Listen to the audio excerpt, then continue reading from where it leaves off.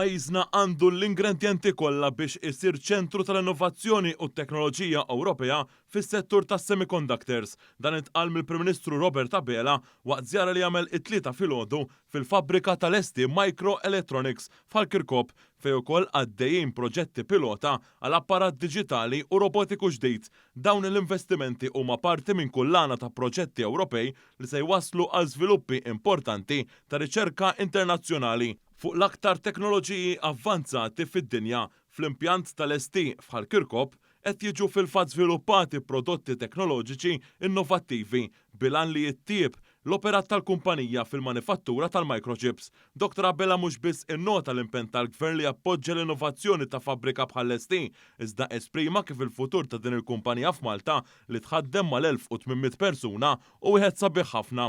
Hawnhekk qegħdin naraw il-produzzjoni ta' microchips li jintużaw fis-settur tal-vetturi, fl-automotive, f'diversi setturi oħrajn. U qed naraw ukoll ġodda l-proġett, mhux taf xi appoġġjajnih bis-saħħa huwa l-ikbar investiment dereb barrani l għandna f'pajjiżna. It-taqida tista' tgħid ġabra flimkien ta' l-ekonomija tal-futur kif qegħdin inħarsu lejha. Jiġifieri ekonomija li hija waħda b'inqas intensità fuq volum ta' ħaddiema, waħda li timxi iktar lejn speċjalizzazzjoni tal-ħolqien ta' impjiegi ta' aktar kwalità li jħallsu aħjar lil Maltin u lil Lawċin u li tinvesti ħafna fuq ċerta suġġetti għalhekk l-importanza tal-edukazzjoni biex iż-żgħażagħ tagħna jaħtfu l-opportunitajiet.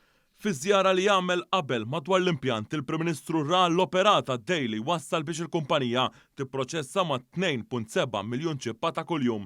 Hawnhekk Dr. Abela qal li realtà il ħafna mill-affarijiet li nużaw minn smartphones għal vetturi għandhom fihom ċipep li jsiru f'pajjiżna stess, għalli dawn iċ-ċipep għandhom irwol importanti fid-dinja teknoloġika tal-lum u allura irwol ta' Malta f'qafas teknoloġiku globali u wkoll sinifikanti. Il-Prim Ministru sostna li dan u l-mod kif qed nimmodernizzaw l-ekonomija Maltija u nħolqu opportunitajiet ta' xogħol ta' kwalità fejn l-istudenti Maltin u Għawċin jistgħu jsibu impjiegi fl-aktar setturi avvanzati fid-dinja. Din hi l-ambizzjoni li qed juri il-Gvern fl-iżvilupp ekonomiku ta' pajjiżna. Il-Prim Ministru nnota l-impenn ta' Esti Malta u xhieda ta' dan u l-investiment li għaddej fl-impjant ta' Halkirkop bl-appoġġ ta' l-entitajiet governattivi bħal Malta Enterprise u l-Indis. Hawnhekk il-Prim Ministru flimkien mal-Ministru għall-Ekonomija Silvio Xkembri raw xogħol li għaddej madwar teknoloġija state of the art, inkluż teknoloġija avvanzata marbuta mal-manifattura awtomatizzata bl-intelligenza artifiċjali. Issemma kif din iż-żjara il-ħaddiema tal-kumpanija wkoll semmew id-deċiżjoni tal-Gvern favur equal pay for equal work anke fil-privat.